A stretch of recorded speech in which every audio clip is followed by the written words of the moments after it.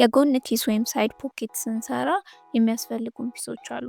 በመጀመሪያ ሱሪው ላይ ነው የምናወጣው። እዚህ ጋር ከትክክለኛው ሱሪ 6 ሴንቲሜትር ወደ ጎን 17 ደግሞ ወደ ታች ወርጃለሁ። ይሄም እጅ ማስገቢያ እንዲሆን ነው። ፌሲንጋችን እዚህ ጋር እንደምታዩት ነው። የሳይድ ፖኬታችንን ቅርጽ ይዞ ወደ ጎን እስከ 7-10 ሴንቲሜትር ወደ ታች ደግሞ የምፈልጉትን የፖኬት እርዝመት ያክል መውረድ ይችላል።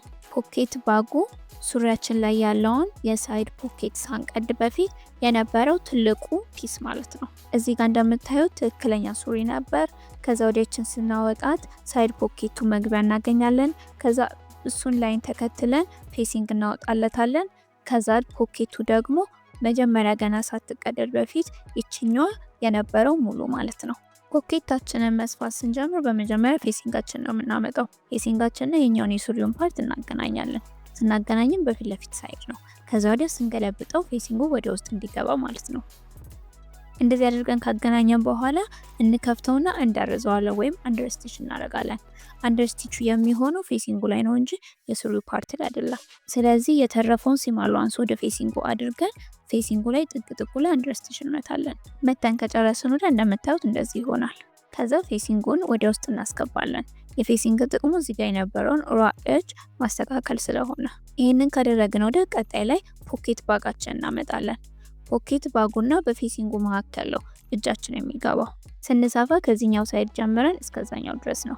እዚህ ጋር ግን እኔ ስፌቱ እንዳይታይ ስለፈለኩ ነው በውስጥ በኩል እጃችን በሚገባበት በኩል እንዲሆን ስለፈለኩኝ እንደዚህ አዙራችሁ ትሰፉታላችሁ። ከሰፋን ወዲያ ስንገለብጠው ስፌቱ ወደ ውስጥ ይሆናል ማለት ነው። ስንሰፋ ሙሉ ዙሪያ ነው የምንዘሩት። ከላይኛው ጀምራችሁ ሙሉ የኪሱን ዙሪያ እስከዚህኛው ድረስ እንሄዳለን። እዚህ ፓርት ላይ ስንደርስ እናቆማለን። ያው እንደምታዩት እንደዚህ ይሆናል ማለት ነው። ገልብጠን ግን ስለሆነ የሰፋ ነው እንደዚህ ስታዞሩት ይሄ ነገር በጀርባው ነው የሚሆንባችሁ። ስለዚህ ይህንን ኪሱን እንገለብጠዋለን። ስፌቱ ወዴት ይሆናል ማለት ነው? ስፌቱ ወደ ውስጥ ይሆናል ማለት ነው። እዚህ ጋር የሱሪው ፓርት ፌሲንጉና ፖኬቱን አንድ ላይ እናገናኛቸዋለን።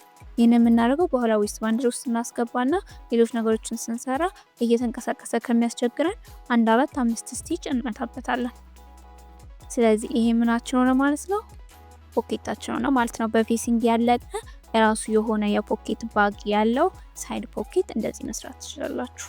እንደምታዩት ምንም አይነት ስፌት ከውጭ የለም። ሁሉን ነገር ከውስጥ ነው ያደረግነው። ፌሲንጉ ይኸው እንደምታዩት ነው። እጃችሁ ነው በዚህ ውስጥ ማስገባት ትችላላችሁ ማለት ነው።